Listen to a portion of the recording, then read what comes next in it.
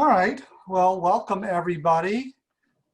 Today we're going to talk about um, God in relationship and covenant and what that means for us. So please join me and we'll do a starting prayer. God of the ages and God of today, to our utter amazement, you yearn to be in relationship with us. Your continuing and amazing grace beckons us to greater faithfulness, and for that and so many other things we are deeply grateful. Open to us the presence of your Spirit in this moment, that we may hear and understand your wisdom in new and renewing ways. Then, Holy One, quicken within us a desire to live in ways that reflect the gift of your grace, your amazing love, and our continuing covenantal relationship. Amen. Yeah. There's Susan. So we talked about, Susan's joining us, okay. Yep. I'll hold on just a second. Hi, Susan. Okay. So we've talked about who is God and who we are, and now we're going to talk about the relationship that we have with God. And covenant is a word that's important in our relationship with God. What comes to mind when we say the word covenant, either from a biblical perspective or a lay perspective? It's binding. Binding, yes. Promise. A promise, yes. I know if lawyer Don Snyder were here, he'd be able to give us the legalese on it. Well, from a dictionary lookup, it's a noun, and it's an agreement, a contract drawn up by deed, or a clause in a contract. And theologically speaking, it's an agreement which brings about a relationship of commitment between God and his people. You know, a lot of times we think of other covenants in our lives. Marriage maybe is a covenant. Baptism is a covenant, where the congregation promises to bring up a baby in the teachings of the church and to hold them in faith. Sometimes employment or land contracts are covenants. But as Bert said, it's a binding promise, a formal agreement. And oftentimes it exists between governments and people, or kings and people. Once you start thinking about it in biblical terms, it's got a whole new understanding, and it's significant in terms of God's relationship with us. And in the Bible, there are several covenants that God makes with his people. There are 5 that are really sort of major and ones that we can look to. First, I'd like to say that there are pretty much 2 kinds of covenants that can be made. There's unconditional ones where, I or God or whoever's making the covenant makes it without condition. I promise this, you don't have to do anything. And then there's conditional ones where it's almost transactional, but if you do this, then this will happen. And the unconditional covenants that are promises that are made to God, to community, without any expected actions in return. And we'll talk about a few of those.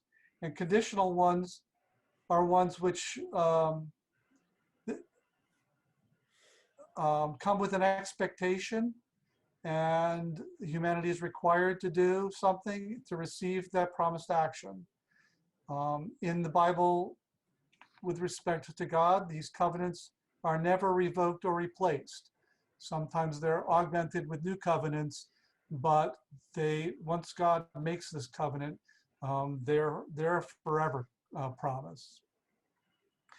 I looked up, I wanted to know if there was a theological or a definition, really, or a name that you can apply to these two, the one that's conditional and the one that's unconditional. There's a word called suzerain. I don't know if I'm saying that right. Maybe the theologians in the group could tell me, but it really pertains to a king relating to lesser kings, or in the biblical sense, God in his domain relating to us in our domain, and the authority between the God and us. And the other one is a royal grant. And I think a royal grant is a covenant where somebody rewards something to somebody else without any conditions. It's just an unconditional promise. So a lot of times theological texts will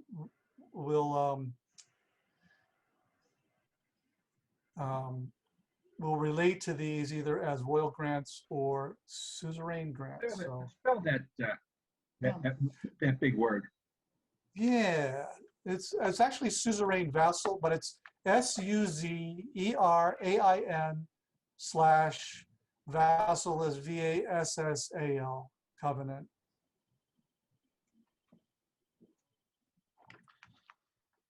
So of the main biblical covenants, a lot of the biblical text that I sent out in the email reflects those. So I'm not going to read them per se, but we'll talk about each of them. You may or may not be familiar with them. I'll say that I'm not deeply familiar with these 5 covenants. I am somewhat familiar with most of them. And as I was saying to Karen, I think a whole course could be made on covenants and, on the biblical covenants and looking at them deeper. But this session doesn't have time to go that deeply into them. Let's just talk about them as they come up in the Bible. The first one really is the Noah covenant. And is anybody familiar with the Noah covenant?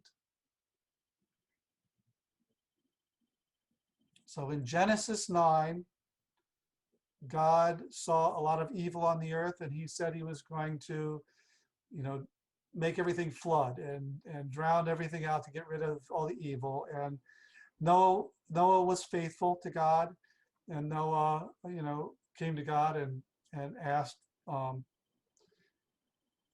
to be saved from that. And God made it flood. But he had Noah build the ark and save his family and save all the animals and all the seeds from all the plants and everything. And then afterwards, God establishes with Noah after the flood a covenant in which he resets and renews the blessings of creation, reaffirming God's image in humanity and the work of dominion. This covenant promises the preservation of humanity and provides for the restraint of human evil and violence. So God promises God promises that he will never again destroy humanity, right? So just asking, is this a conditional or an unconditional covenant?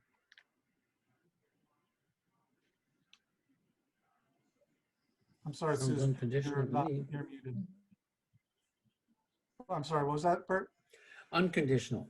Yeah, right. Who initiates the covenant? God. God does, yeah. Um, okay. And it was made not just to Noah, but to all his descendants, I think. Well, actually, when God makes these covenants, many of them to specific persons, they do pertain to community.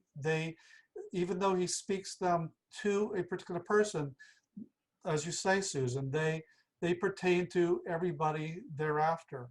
And in this case, it's a promise to all of humanity not to ever again cause, a flood and destroy all of humanity.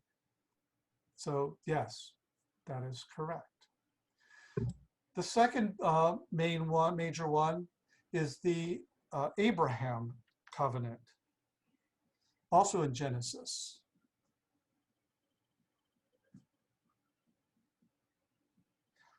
This one I'm a little less familiar with. So I'll read a little bit about it. This is most central to the biblical story. In it, God promises Abraham a land, descendants, and blessings. And if you remember, Abraham was old.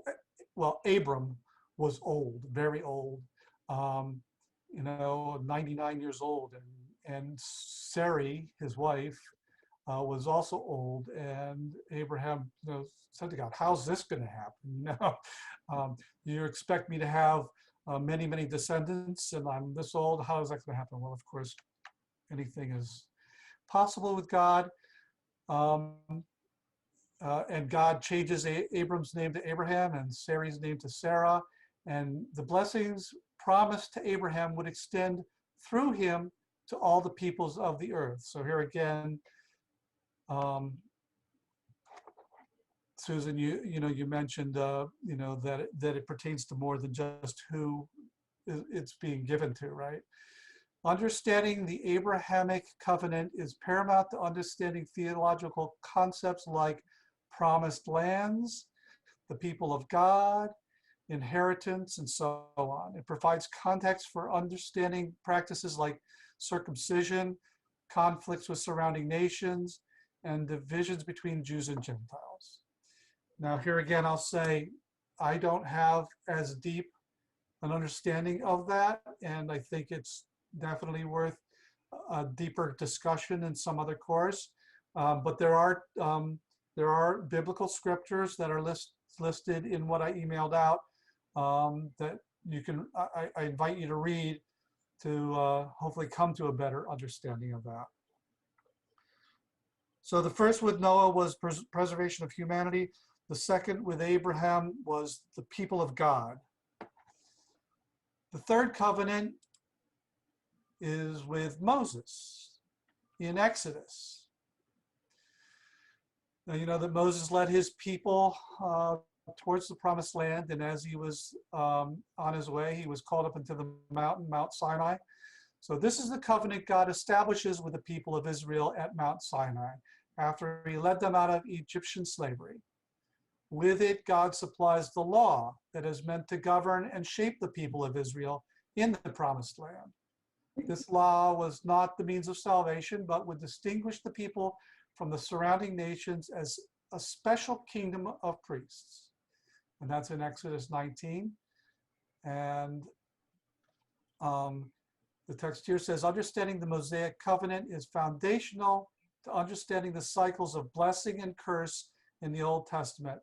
The exiles of Israel and Judah, the disputes between Jesus and the Pharisees, and Paul's pastoral teachings about law and grace. So this is foundational to what comes later on. But as you know, people didn't follow the law under that Moses brought down from the mountain and were punished. So what kind of covenant is this? Is it unconditional or is it conditional?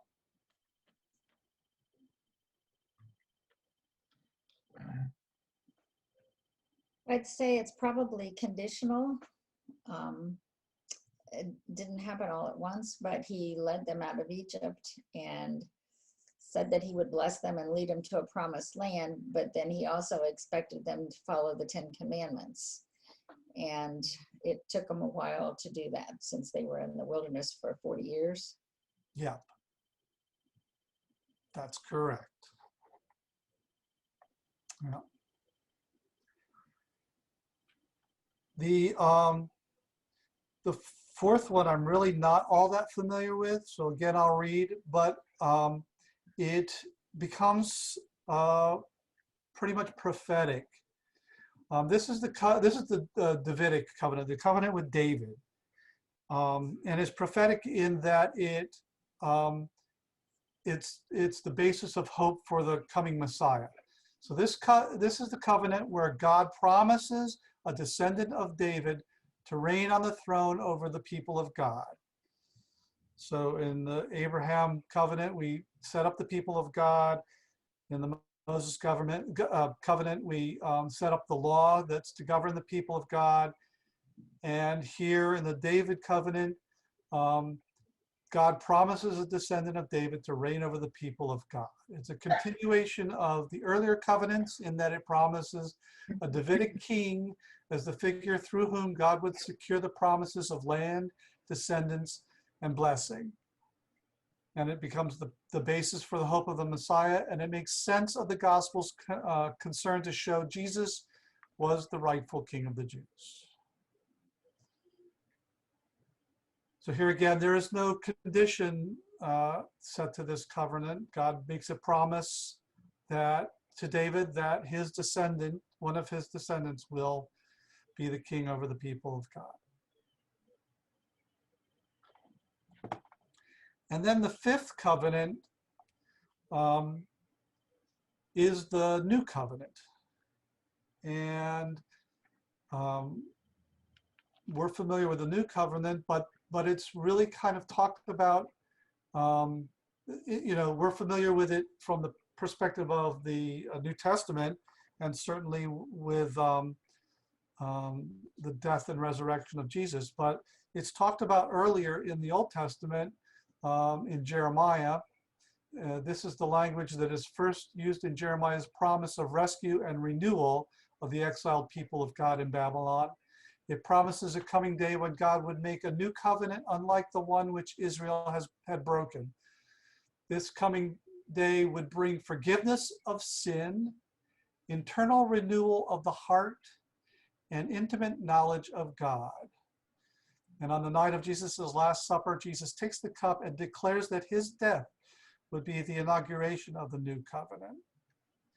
And the new covenant is almost more than unconditional in that it forgives the people of God for everything that they have done before. There were many sins that occurred on this whole path towards the promised land. Time and again, there was punishment. God never withdrew his love and never revoked his covenants with them. But this last covenant really talks about, as a new covenant, a forgiveness of everything that's gone on before, and a forgiveness, knowing that humanity is sinful, a forgiveness of everything that will come in the future.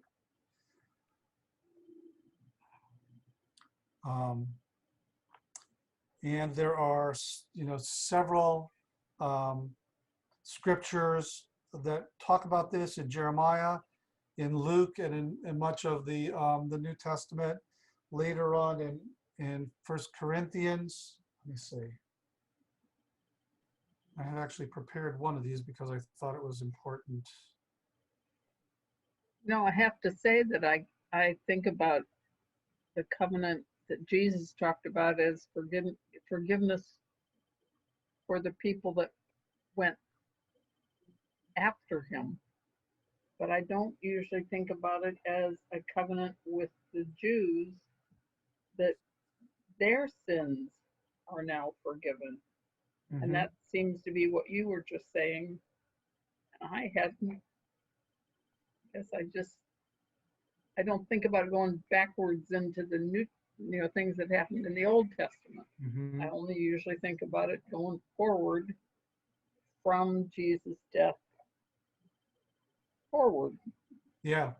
So make maybe everybody else just made that assumption that No, we go backwards too, but I that, never had thought about that. that's how I frequently think about it also. But next week we'll talk about God's saving grace, but it applies, you know, it applies to everybody, and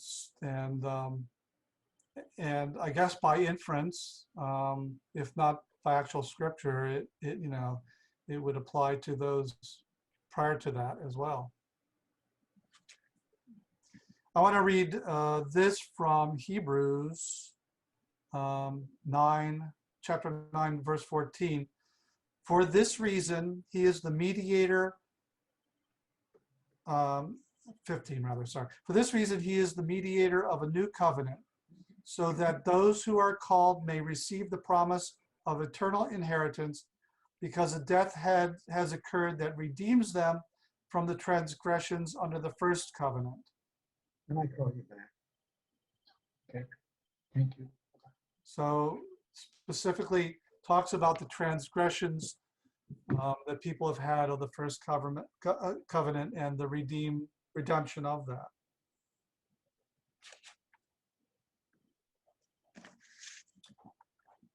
So let's see. As in past weeks, I have another video. Again, a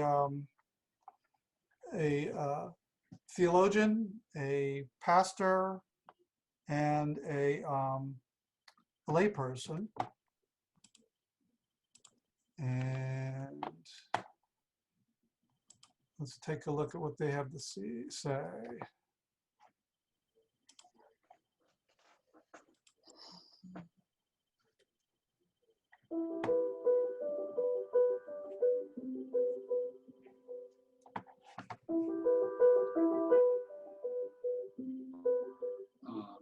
For me, and I think for many people, the most beautiful and profound idea, hope that is captured in the term covenant and the idea of covenant is that parties mutually agree to enter into relationships of promise, commitment, and obligation to and with each other. This covenant idea, when parties covenant together, they declare, they put out for everyone to view and to judge and to hold the parties to. They put out before you will, if you will, the judgment seat of opinion, who they declare they're going to be. This declaration, which will become to characterize their relationship, in the deepest sense, reveals the character of the parties. It reveals what they're made of, their intentionality, who they intend to be. So if you look at it that way, covenant in the category of God making covenant, God is stating, this is who I am. I want it to be known. I declare it so that it is known. Hold me to it. I am reliable. If my covenant is my testimony to you of my reliability. You can trust me to be who my covenant declares me to be. In fact, hold me to it. Now, in the most profound sense, I think we as Christians hold and proclaim that Jesus Christ, who he is, his teaching, his deeds, his life, his ministry, his death and the manner of his death, and the meaning of his death, and his resurrection are in some sense, although covenant isn't necessarily used. Paul gets at it a little bit, and the book of Hebrews in the New Testament moves in this direction. But in a sense, that becomes for us the most beautiful, the most profound, the most reliable expression of God's covenant, hence God's relationship with us, hence God's self-revelation of the character of God. It's a beautiful thing. You can count on me to be who I say I am. I have a friend, graduated from seminary and went to serve for 15 years in an urban ministry setting, left there and was called to serve in a rural ministry setting among traditional people, First Nation, original peoples before Europeans came to this continent, who called themselves Lakota. In the call process, at some point, he was asked to name for them the deepest reason that they should trust him to come and be minister among them. And his reply, I thought, was appropriate for our understanding of covenant in terms of its synonymous, sometimes idea of treaty. His reply was, I think that you can trust me to come be minister among you, minister with you, to, with, and among you, because I belong to and bear witness to and finally serve a God who has never broken a treaty. A God who has never broken covenant, who's never broken a treaty. It turned out to be a profoundly appropriate and meaningful answer in that setting. And maybe it is similarly too for us. And I think the only thing I have to add is a hallelujah. Hallelujah.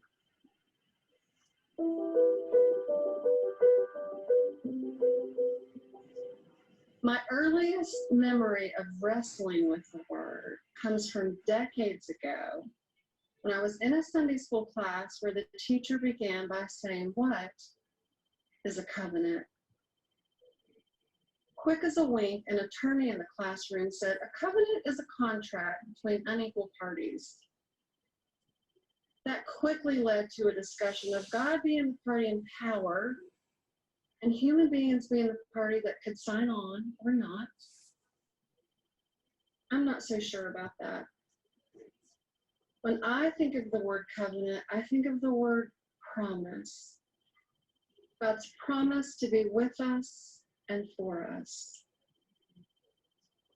God's covenant that was fulfilled and is fulfilled in the word written in the Bible, proclaimed in the church, revealed in the life, death, and resurrection of Jesus Christ, and witnessed to by Jesus' followers.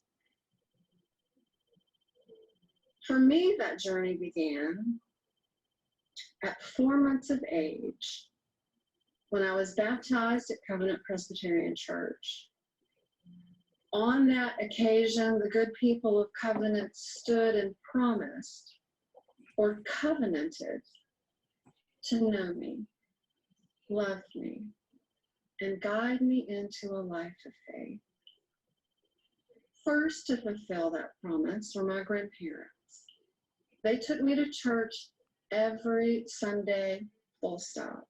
Sundays were my favorite day of the week because Sundays were the one day we all got up, got dressed, got breakfast, got in the same car, and went to the same place, church.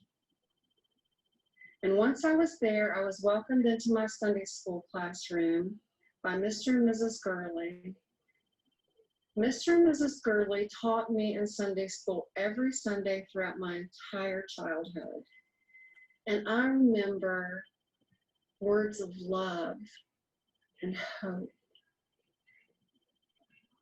Growing up at Covenant, I was known and welcomed and loved.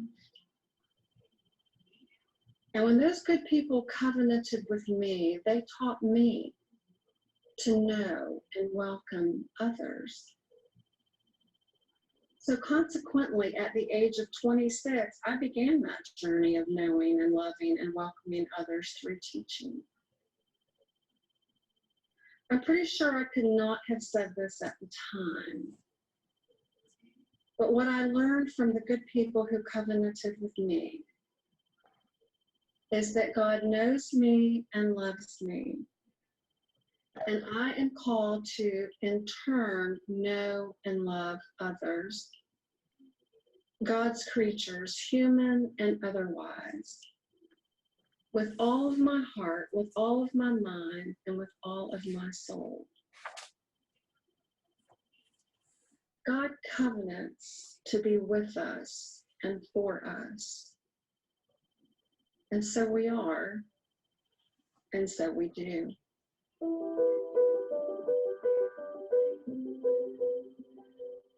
The covenant is the primary way in which God relates to humanity through the work of the Spirit.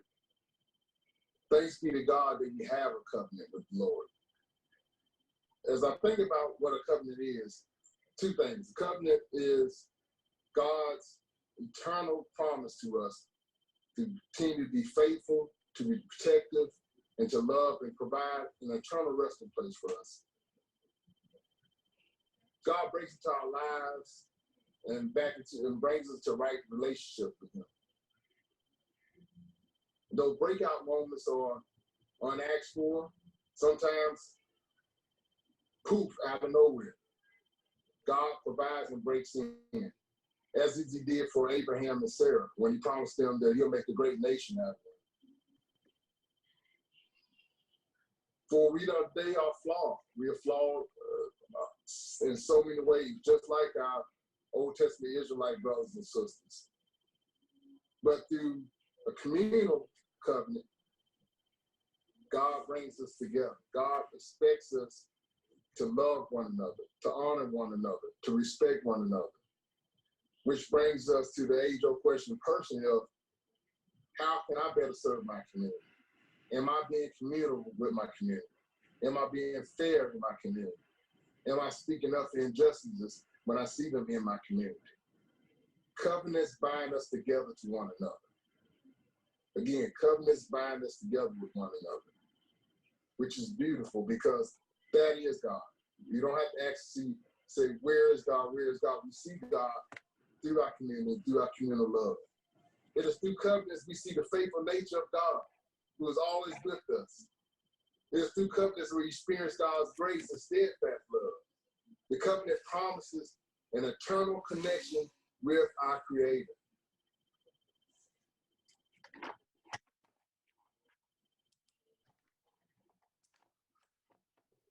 So, any thoughts or reactions? What is new to you? What's familiar to you in what those three people said?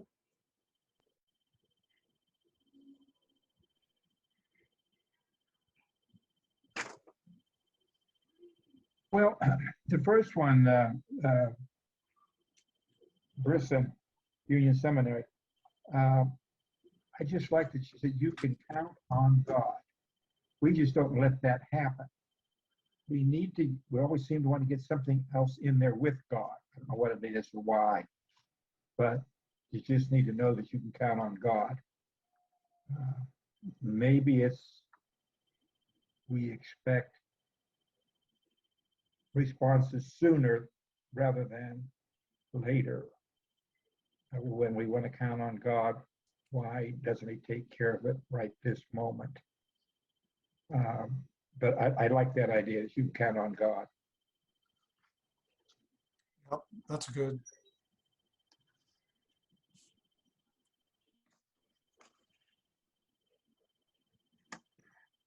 Any other reactions to those?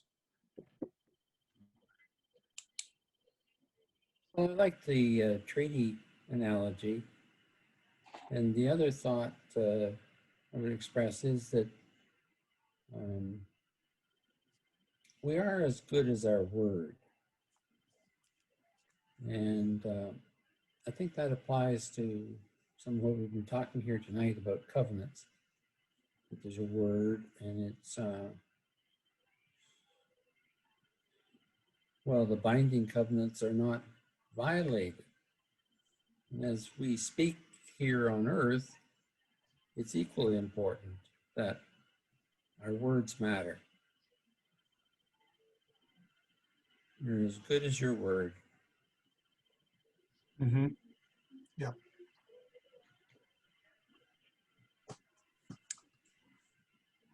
Anne or Susan, do you have any thoughts? Yes, I liked Aaron Alexander, the last speaker, when he said that God promises to be connected to us eternally. But in turn for that, he expects us to love and respect each other.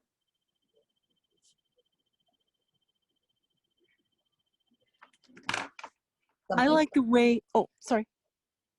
Oh, No, oh, yeah, Karen's here too. I forgot about that. I It's don't see your picture, so sorry I about know, I was driving. I like the way that it's a cooperative thing, like the second lady mentioned, that there's a covenant with God to bring faith to us, and for those that are faithful to encourage the faith of the new one. In this case, that lady at 4 months old, they covenanted to raise her up in the fear and admonition of the Lord, you know, in church, and attend to her spiritual needs. And I like the thought of working with God in partnership with him, imbuing faith to us in the first place, and then us cooperating to help each other grow in faith. yes. And the reminder that God has never broken a promise. Kind of interesting. And then baptism. And it reminded me of what is asked in church when we have a baptism. And everybody answers the question, yes, you know, we promise to raise these children up, but do we really think about what that means? Is that a quick response because everybody's expected to say yes, or do we really think about the fact that that is a covenant with that baby? That is a promise. Mm-hmm. How well do we keep it? How do we keep that promise, that covenant in our church community? How does that happen? We have a fabulous leader of Joy Company. I mean, that is wow. Every week I think about that. I'm just amazed what a fabulous job they're doing with that. And Sunday school, that they're there every week waiting for those kids, whoever wants to come. And also the PSY program, where young people Supporting Cedar Kirk. connected with their social relationship, but the faith component is always there also. I think we're doing a good job as a big group. Mm-hmm. Understand sometimes it's easy just to answer the question, yep, because everybody says yep. Yeah. But do we really think about it for each child? I know that there have been people in the church that you would not know about that write notes to the kids and to the youth, people who lift them up in prayer. I think the times that we take interest in what they're doing. And I think when we make the covenantal promise at baptism, it's not only to the child, but also to the parents as well. The support and helping them along the way. So. Yeah, I think that's a good point too, Karen. And I was thinking about that very same thing, is that You know, we promise to love and support the child, but also the child and community, you know, so that means giving a loving, supporting environment and lifting up the parents. I think another way we do it, it's very subtle, but I think it makes a difference, is in our living a Christ-like life, we set an example for the youth. When the youth see us living in loving, caring, and supporting ways, that's what they imitate. And I think we don't necessarily need to be intentional about teaching the child, but unintentionally, if we live in a Christ-like way, it does reflect in that way. Yeah, I liked a couple things. Reverend Dr. Brisson talks about not only about the promises God makes to us, but the promises we make to each other. And of course, I mean, this kind of trickles down from our last 2 weeks. You know, we discussed and remembered who God is, and then we discussed and remembered who we are, and that we are intentionally made by God, and therefore we are children of God, you know, as Anne pointed out. And so we have a relationship with God communally already, and by God making covenant with us, that strengthens that communal bond, that relationship between us and God. When he makes promises to take care of us and to never let us be destroyed, to, you know, to lead us to the promised land, to take care of us, to give us his son, you know, so that our sins could be redeemed. That's an incredible reflection of us in community with God. And I think that's a strong statement to make. I like what Dr. Brisson also said about covenant being public and open for everyone to view and to judge and to hold you to. I think that's a really important point, and it's an intentionality of stating who they intend to be. And by God making these covenants with us, it's a statement to us that God is steadfast and loving and connected eternally, as was mentioned also. So I liked those statements in there. They resonated with me.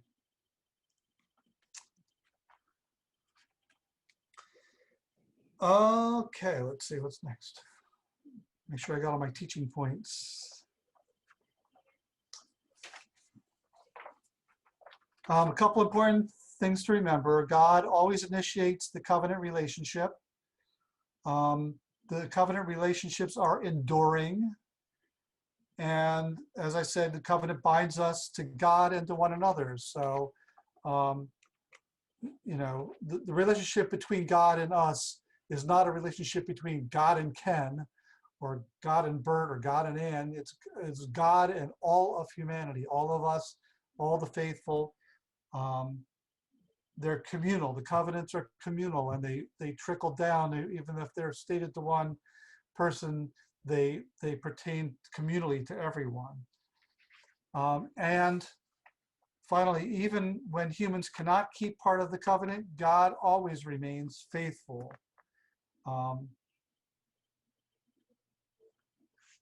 God has a plan for good, and God makes covenants with us to move us towards that plan for good.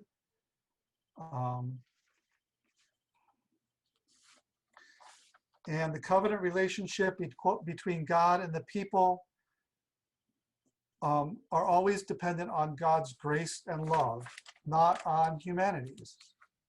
I think that's an important point. The Lord would still be the people of the Bible's God and our own God, and they would be, and we would always be God's own people. God would forgive wrongdoing and remember their sins no more through the new covenant.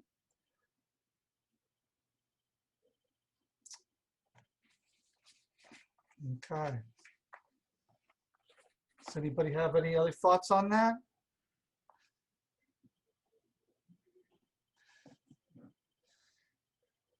Remember that if you think about any of this during the week and you have additional thoughts, you can email me or you can email Karen or Bruce. I'm glad to either have a conversation or just listen to what your thoughts are. I enjoy hearing from you. Sometimes I've got a few things, and I enjoy hearing from you. It makes me think further and deeper, and I've sometimes done a little bit more research on that. So I appreciate that. In closing, in most versions of the Christian Bible, the refrain of Psalm 136 reads, God's steadfast love endures forever. The Hebrew word for steadfast love is hesed, which translates into English as God's covenantal love. Because it is a covenant, the relational love between God and humanity endures forever. And the psalm rehearses the mighty acts of the majestic Creator God who redeems and sustains us through the ages, reminds us that it is the sovereign and faithful God who reaches out to us through covenants and will not let us go. And that being said, I'd like to close with Psalm 23 and your response, I'll put it up on the screen, but your response, instead of God's steadfast love endures forever, it's God's covenantal love endures forever. So let me share this.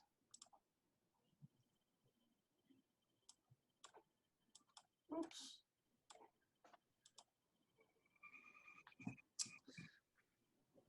Oh, give thanks to the Lord, for he is good. For God's For God's covenant love endures endures forever. forever. Oh, give thanks to the God of gods. For God's Covenant covenant love endures forever. Endures forever. Oh, give thanks to the Lord of lords.